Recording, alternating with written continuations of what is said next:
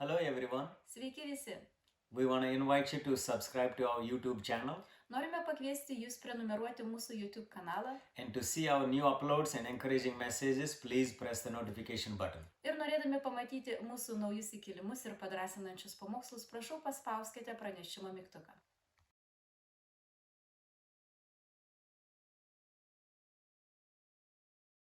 Aš asmeniškai šiandien noriu pakalbėti tą temą, kurią gal pastaruoju metu visai kažkaip yra mano širdyje. Ta tokia paralelė tarp religijos ir to tokio, sakykime, palaidumo. Kažkaip užkabino mane viena rašto vieta, kuri gal nelabai visai apie tai rašo, apie ką aš kalbėsiu, bet čia yra antrame Petro laiške, antram skyriui, čia pati pabaiga skyriaus 20 eilutė, pradėkime, 2 Petro 2:20. Bet jeigu ištrūkę iš pasaulio purvyno viešpaties ir gelbėtojų Jėzaus Kristaus pažinimu, jie ir vėl jame įklimpę pralaimi, tai jiems paskui darosi blogiau negu pirma. Jiems būtų buvę geriau iš viso nepažinti teisumo kelio, negu jį pažinus nusigręžti jiems duoto švento įsakymo. Jiems nutiko, kaip sako teisinga patarlė, šuo sugrįžta prie savo vėmalo ir išmaudyta kiaulė vėl voliojasi purve. Nesusivoliojau man šitą žodis. Vat užstrigo šitą vietą ir jo, toksai davė jaunimui pasireikšti, reidendas tai kalbėsiu apie vėmalus ir purvą. Toksai. Taip gaunasi. Šitą patarlę apie šuo sugrįžta prie savo vėmalo yra parašyta patarlių knygoje 26 skyriui 11 eilutė. Kaip šuo sugrįžta prie savo vėmalo, taip kvailys kartoja savo kvailystės. Iš kur ta su kiaulė patarlė, nežinau, gal tiesiog žydų kultūrai arba įprasta tiesiog tai yra. Ir ką man tai kalbėjo, kad problema aš galvoju, didesnė problema yra tai, kad jeigu mes žiūrime į save, kaip sugretindami save su šunim arba su kiaulė, kuri grįžta prie to purvyno, vėl voliojasi jame, arba kaip į šunį, kuris grįžta prie savo vėmalo. Ar didesnė problema, kad yra grįžimas prie to vėmalo, ar kad mes žiūrime į save kaip į šunį, arba kad mes žiūrime į save kaip į kiaulę. Suprantu, kad jeigu mes esame, nes taip pat patarlėse rašo irgi panašiai apie suklydimus ir nukritimus, kaip ir čia kažkokia klaida, kuri yra mūsų gyvenimuose, kažką mes darom, kažkokią nuodėmę, kažką mes esame neteisingai padarę, toksai vėmalas. Arba kartais labai galima tiesiogiai supras kažkokius žodžius, kuriuos mes pasakome, kurių nereikėtų pasakyti. Išvėmiam, sako kartais, jau susipykę paėmiau ir išvėmiau, sako tą žodį. Ir vietoj to, kad kažkaip atgailautum dėl to, vėl kartoji to žodžius. Ir grinai galima suprasti, kad tai yra grįžimas prie to pačio vėmalo. Vėl grįžimas prie kažkokių senų įpročių, vėl grįžimas prie kažkokių senų dalykų, kuriuos mes anksčiau gal darydavom. Ir atrodo, jau su jais susitvarkėm ir po to vėl kažkaip grįžtam. Bet apie tą kritimą ar nukritimą irgi rašo patarlėse, kad teisusis 7 kartus krenta ir 7 kartus keliasi. Tai nėra problema pačiame kritime, bet problema, aš manau, yra identitete, kaip mes matome save. Nes jeigu mes matome save kaip šunį arba kaip kiaulę, tai mus traukia pastoviai tas blogas dalykas, mus traukia tas vėmalas, mus traukia tas purvynas, gal labiau skaičiau, tas įsipurvinimas. Ir kai mes esame pasaulyje, kai mes nesame pažinę Jėzaus, tai nėra visiškai svarbu, kiek mes valysimės, mus vis tiek traukia tas purvas, nes mūsų prigimtis yra žvėriška, mūsų prigimtis yra kritus, mūsų prigimtis yra kūniška. Ir mes tiesiog, mūsų kūnas traukia link to, nes tai yra, mes esam toj nuodėmė, šitas pasaulis yra valdomas velnio, mes tik tai esame šitame pasaulyje, bet ne iš šito pasaulio. Bet jeigu mes matome savo prigimtį kaip nekritusią, jeigu mes pažįstame Kristų, jeigu suprantame, kad jis nuploja mūsų savo krauju ir mes matome save kaip Dievo sūnus, mes suprantame, kad mes ir įsipurvinam, bet tai nėra kažkoks dalykas, kas mus apibūdina, bet kokiu atveju. Nes kai mes atgimstame, kai mes gauname naują gyvenimą, kai mes esame nušviesti to šviesos, kai mus pripildo šventoji dvasia, tada jau mūsų prigimtis yra nauja. Mūsų identitetas yra kitas, mūsų identitetas yra Kristuje. Ir tada jau mus traukia prie tų kitų dalykų, mus traukia prie šventų dalykų, mus traukia prie Dievo. Ir aš pats šią savaitę toksai, kažkaip būnu darbe, man reikia ištverti, kaip ištverti, gal tiesiog išstoti tam tikrus išbandymus. Aš manau, kad kiekvienas mes, vien dėl to, kad ir gyvenam šitam pasaulyje, mes išstojame prieš tam tikrus išbandymus, išstojame prieš tam tikras dvasias, išstojame prieš tam tikrus sunkumus ir tuo pačiu dar mus ir seka mūsų senas kūrinys, mūsų senas kūnas. Ir aš taip būnu aplinkoje tų skirtingų žmonių, kurie turi gal blogas mintis, kalba negyvenimo žodžius, kalba kažkokius keiksmažodžius, kalba dar kažką,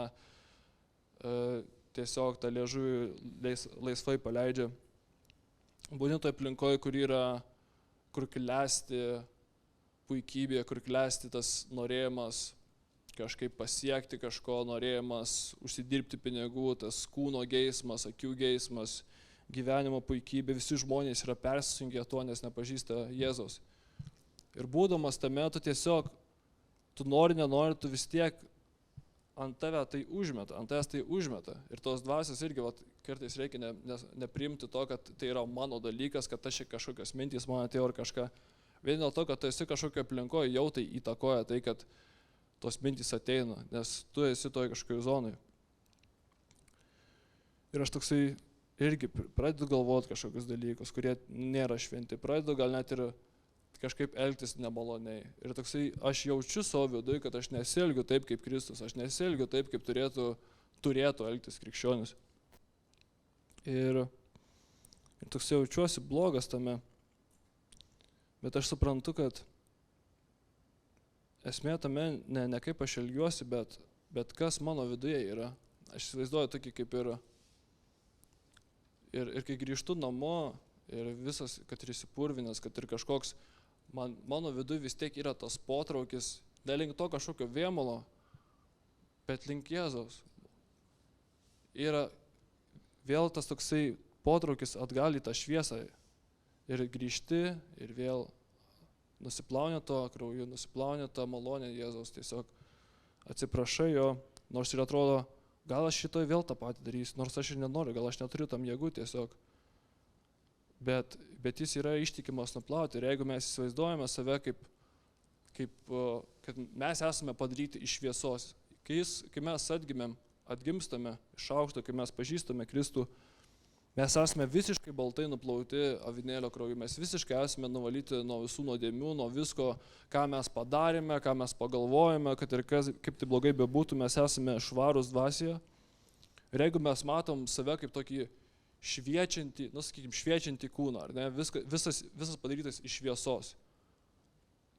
Nes viduje yra šviesa, yra viduje dvasia. Tai nesvarbu, kad mes išsipurvinam, arba kažkoks ateina purvas, mes tiesiog jį nusivalom. Mes tiesiog kažkaip suprantam, kad tai yra tiesa. Tai yra tiesa, kas yra mūsų viduje. Ir kartais, kai labai daug aplimpam, kai labai daug į tai įsineriam, ir mes pradedam tada matyti, kad ant išorės pas mus yra tas purvas, mes esame aplipę kažkokiais dalykais. Jeigu pradedam žiūrėti tada tom kūniškom akim, nes jau tai, ką mes matom išorėje, yra tik tai tas purvas, yra tik tai ta tamsybė. Mes jau net nebematome to šviesos, nors jinai yra daug realesnė, nors jinai ir yra mūsų realybė. Mes pradedam save identifikuoti su ta tamsa. Ir pradedam tada elgtis, koks skirtumas, jeigu aš toks esu, tai aš taip ir elgsiuosi ir vėl tada grįžtu prie to vėmalo ir vėl einu į tą purvyną. Nors aš esu atpirktas, nors aš esu švarus, nors aš esu visas baltas, bet pradedu žiūrėtum kūniškom akim ir tada pradedu labai ginti tuos dalykus, kai man galvoju, kad jie yra mano. Jeigu suprantu, kad tai nėra mano ir ateina kažkas iš šono ir sako, nusivalyk tą purvą nuo savęs, nusivalyk tą mėšlą nuo savęs, aš tiesiog džiaugčiausi, kad man parodė tą purvą, sakyčiau, ačiū, kad parodė, nes man jis nepriklauso, aš tiesiog pasiimu ir nusivalau. Tiesiog atgailauju ir vėl grįžtu į tą kelią. Bet jeigu aš identifikuoju tai su tai, kas aš esu, kad čia yra mano, kad tai priklauso man tas kažkoks purvumas, tada aš pykstu ne ant tos nuodėmės, bet pykstu ant savo brolio, kad jis man kažką pasakė. Aš pykstu ant jo, kad jis įžeidė mane, nes sutapatinu su tuo dalyku. Iš kitos pusės, jeigu mano viduj nėra Kristaus, jeigu mano viduj yra tamsa, tada aš galiu išblizginti ir aš galiu atrodyti gerai. Ir kaip ir darė fariziejai realiai, kaip Jėzus vadino fariziejus, sako, jūs išblizginti antkapiai. Viduj yra mirtis, viduj yra tamsa, bet išorė yra nublizginta. Tai kas iš to, kad aš elgiuosi gerai, jeigu mano identitetas, jeigu kas aš esu viduj, vis tiek yra purvas. Ir ką ir daro pasaulis, ir jie ir apgauna mus kartais, kas yra geri žmonės, tie, kurie elgiasi gerai. Bet tai ir yra religija. Kad tu išsiblizgini, pasidarai gražus, elgiesi gerai, bet tavy nėra gyvybės vis tiek. Ir tave vis tiek traukia prie tų visų viemalų, tave traukia prie to purvo, nes tavo prigimtis yra ta pati likus. Tu dar gyveni žvėriškų prigimti ir kas yra žvėris, jie tiesiog gyvena instinktais. Ir ką tu darai, ir gerai gali irgi iš tos pačios pusės sutapatinti save su tai, ką mato savo akimis. Išsiblizginu, nusivalo, nusiprausia kažkaip, viršų pasidaro visą gražų ir tada, matot, aš esu gražus, viskas gerai su manim. Tada jau pradedu identifikuoti, kad aš esu gražus, kad aš esu švarus. Nors viduj visiškai tas pats likęs, visiškai tas pats purvynas ir kiti net ir pradeda galvoti, koks tu geras žmogus, kaip ir pasaulyje, koks tu geras žmogus. Žmonės visiškai nepažįsta Jėzaus, žmonės visiškai nėra atpirkti, jų nuodėmės, jie gyvena savo nuodėmėse, tiesiog pasidaro gražų vaizdą ir tada vadinami gerai žmonėm, nes jie elgiasi gerai, nes jie daro gerus darbus, nors ne iš dvasios eina, ne iš vidaus eina tie dalykai. Ir tas ir yra, ar mes, ta religija, jeigu mes esame atgimę, mus traukia ir mes jeigu matome save kaip Dievo sūnus ar dukras, tai mums nebesvarbu, kad mes įsipurmam, mums nebesvarbu, kad mes kažką padarom ir mes nebegrįžtam prie to vėmalo, nes mes nesam šunys, mes nesam kiaulės, nes mes esame atgimę tarnauti gyvam Dievui ir mes nesame gyvuliai, mes palikę tą žemišką prigimtį. Bet tame ir problema yra, kai čia rašo, kad tie, kurie pažino Jėzų, kurie pažino tiesą, bet vis tiek renkasi pasaulio gyvenimą, jiem dar blogiau negu anksčiau. Tai yra didžiulė priešprieša.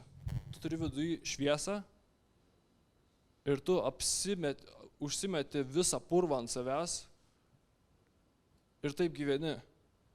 Tai yra didžiulis susipriešinimas viduje, nes tu gyveni atvirkščiai negu tu žinai. Atvirkščiai negu tu pažįsti, atvirkščiai negu yra tavo viduje apreikšta. Bet tu tiesiog ant tiek jau esi užsikrovęs visos dalykus, tos pasaulio naštas, tos rūpešius, tuos melus, tos kažkokius dalykus. Ir esi vedamas ne šventosios dvasios, o gyvenimo geismų. Ir tiesiog tu pasirinki tą kelią. Ir nes jeigu tu esi žmogus ir tu murkdaisi purve, tu nesijauti gerai. Jeigu tu esi žmogus, jeigu tu esi augęs rūmuose, tu nesijausi gerai būdamas lūšnyne, ten kažkur visas nesiprausęs. Jeigu tu esi gimęs tame, jeigu tu esi kiaulė, tau yra didžiausias džiaugsmas būti purve. Tau yra malonumas būti purve, tau yra malonumas būti nesiprausus, tau yra malonumas būti tame. Žmonės, kurie yra atgimę, kurie nepažįsta Jėzus, jam yra smagu, jam yra gerai gyventi nuodėmiai, nes jų dvasia nėra atgimus. Ir tas yra, kad mes nesiprausiam dėl to, kad mes būtume švarus. dėl to, kad mes esam švarus, dėl to mes prausimės. Jeigu mes suprantam, kad dvasia gyvena viduje mūsų, kad mūsų kūnas yra šventosios dvasios šventykla, jeigu mes esame atgimę iš aukšto, mes esame nuplauti nuo visų nuodėmių, dėl to mes ir elgiamės teisiai, dėl to mes ir siekime jo, o net virkščiai, dėl to, kad mes pasielgsime kažkaip, tada mes tapsime geri. Tas ir yra, kai mes suprantame tą identitetą Kristuje, kad mes esame Kristuje, kad jis yra mumise, tą pamatytą šviesą tiesiog. Tai nesvarbu, kiek į mus meta purvo velnias, kiek kažkokių nukrypimų yra, nes mes žinome, kas mes esame jame ir net ne dėl savęs. Ne dėl savęs, o tik dėl jo kraujo, tik dėl jo malonės, tik dėl jo pasiaukojimo. Mes esame švarūs, mes esame gražūs ir tiesiog galim nusimesti tos dalykus. Ir aš manau, kad yra sezonai, dabar yra pavasario sezonas ir truputį apie tai dalinausi per penktadienį, galvoju, gal ir čia viskas susieina kartu. Šią savaitę pas tėvus genėjau obelis, smagi veikla, tokia kasmetinė. Ir kiekvienais metais priauga tokių šakų į viršų, vilkūgliai vadinasi. Ir jas reikia nukirpti, nes jos užstoja šviesą ir atima maisto medžiagas. Ir tada negali augti vaisiai, negali augti obuoliai. Ir kas yra, kad tai nėra blogas medis vien dėl to, kad auga tos šakos į viršų. Viskas gerai su juo, jis neša vaisių. Ir mes nesam blogi vien dėl to, kad kažkokie dalykai sugrįžta. Tiesiog reikia vėl juos nukirpti, reikia vėl juos paimti. Ir tas ir dalykas, kad tie dalykai bando nukreipti mūsų dėmesį, bando nukreipti tą malonę, kurią Dievas teikia mūsų gyvenimus, nes Dievas išlieka tas pats. Dievas išlieka tas pats, jis laiką teikia malonę, jis laiką mus myli mus visus vienodai.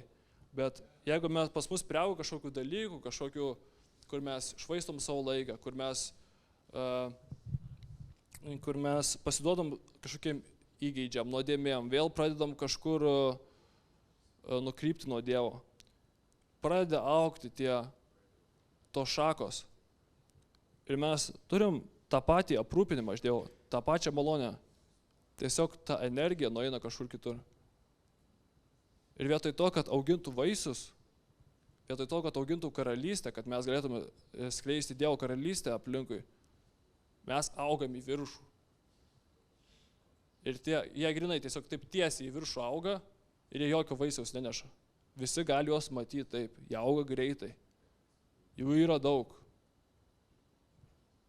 Bet jie beprasmiški yra. Visiškai beprasmiški. Ir aš būnu kartais tas beprasmiškumas, kai tu nori aukštai augti, tiesiai į viršų, kad visi tave matytų, bet esi bevaisis, esi toksai. Ir labai greitai išauga. Kitos šakos lėčiau auga, šitos kažkaip greičiau auga. Ir ateina toks sezonas, kada reikės apkarpyti truputį. Ir jeigu mes esame apkarpomi, jeigu mums parodo kažkokius dalykus blogus, tai vien dėl to, kad Dievas mus myli, vien dėl to, kad jis nori, kad mes neštume daugiau vaisių, vien dėl to, kad labiau ta šviesa šviestų, kuri yra mumise. Čia panašiai kaip ir tas pats purvas, jis per laiką tiesiog užeina, nesuspurina tas, kuris nedirba realiai. Jeigu mes tarnaujame žmonėm, einame prie tų, kurie gal net ir nepažįsta Jėzaus, jų pasaulio požiūris, jų kažkokios mintys, jos mus apkrauna. Mes irgi gal pradedam tikėti, mes pradedam mąstyti iš tos pusės. Ir tai mūsų išpurvina, tai atima tą tokį identitetą Jėzaus. Bet mes vėl grįžtame ir vėl nusiplauname. Ir su tom šakom. Dabar man irgi toks grinai atrodo vasario laikas ir kažkaip iškyla tam tikri dalykai, kur atrodo gal anksčiau jau buvau išsprendęs juos, jau buvo kaip ir Dievas išlaisvinęs, vėl grįžta kažkokie tie patys dalykai. Ir pirmas dalykas, kur velnias kreipia į kažkokią neviltį, kad viskas yra taip pat kaip ir buvo. Dievo Jėzaus auka nesvarbi, kad už vis gal net neatgimęs, kad koks skirtumas.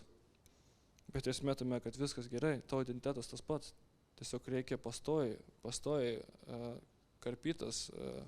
Ir kartais Dievas leidžia tiesiog, praeina sezonas, buvo šalčiai dabar kažkokie, žiema šalčiai, tu praeini tos kažkokius dalykus, tau nereikia nieko daryti, tau kažkaip reikia iškentėti. Dabar prieš pat pačius sprogstant žiedam, prieš tam visam grožiui ateinant, reikia truputį apsikarpyti. Reikia truputį nusimti kažkokius dalykus, kurie trukdys tam visam grožiui skleistis, kurie trukdys visiems tiem žiedlapiam įsiskleisti, kad galėtų pilnom grožiui viskas būti, kad galėtum pradėti auginti tos vaisius, kad pradėtų tarnavimą, kad pradėtų kažkokį darbą, kad tas pavasario tiesiog pasiruošimas, tas toksai prabudimas, tie maži dalykai. Ir aš kažkaip jaučiu, kad grinai, bent jau man asmeniškai, toksai ir yra pavasario laikas ir šiaip laikas, kad tuoj kažkas bus, tuoj kažką darys Dievas, bet dar prieš tai reikia truputį nusižeminti, truputį paimtos, kurie auga tiesiai į viršų. Jo. Ir vienas šiaip visai įdomus dalykas, ką aš pastebėjau, ką galim pasimokyti iš tų vilkūglių, kad jie visi realiai auga tiek pat laiko, tuo pačiu metu auga, bet vieni yra mažesni, kiti didesni. Ir kad ir kaip tai paprastai skambėtų, tie, kurie auga nuo didesnių šakų, tos, kurios, tarkim, tokio storio, tau jie tokie irgi stori auga. Nuo mažų šakų jie mažesni ir auga, nors jie auga tuo pačiu metu. Ir man toksai buvo irgi apreiškimas, kad jeigu aš kažkaip glausiuosi prie žmonių apreiškimų, į žmonės žiūrėsiu, kurie pažįsta Dievą, jų vandens semsiusiu, ką jie pažįsta, tada aš ir augsiu atitinkamai. Bet jeigu aš tiesiai būsiu įsitvirtinęs į Jėzų, į tą pagrindinę tą šaką, tada aš daug greičiau galėsiu augti. Ir čia irgi toksai dalykas, kur gal irgi su laiku skirtingai mes kartais esame priklausomi nuo kažkokių dvasinių tėvų ir panašiai, bet kokiu atveju mes esame pašaukti į tą asmeninį santykį, kad mus asmeniškai augintų, kad mes asmeniškai girdėtume Dievą. Tai aš manau, purvas neturėtų mūsų gąsdinti. Aš manau, neturėtų tos kažkokios šakos mūsų gąsdinti, kažkokie mūsų tobulumai mūsų gąsdinti. Kai mes nukrypstame, mes neturėtume pasismerkti, kai kažkas mums kažką pasako, kad mes negerai darome, mes neturėtume nei patys blogai dėl to jaustis, nei ant brolių pykti. Jeigu tai tas šakas nukarpo, jeigu mes glūdinamės kaip tie akmenukai.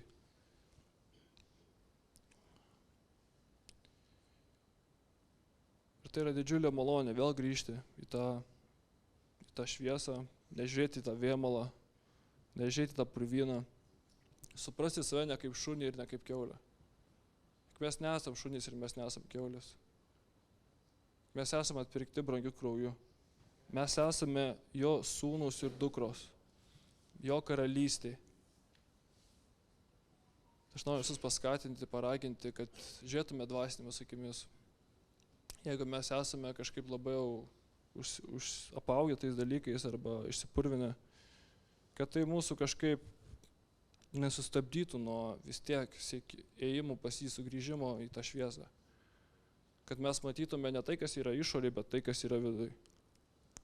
Aišku, nuostabu yra, kai prasimuša ta šlovė, kuri yra viduj, į išorę, bet tik tai kreipdami žvilgsnį galime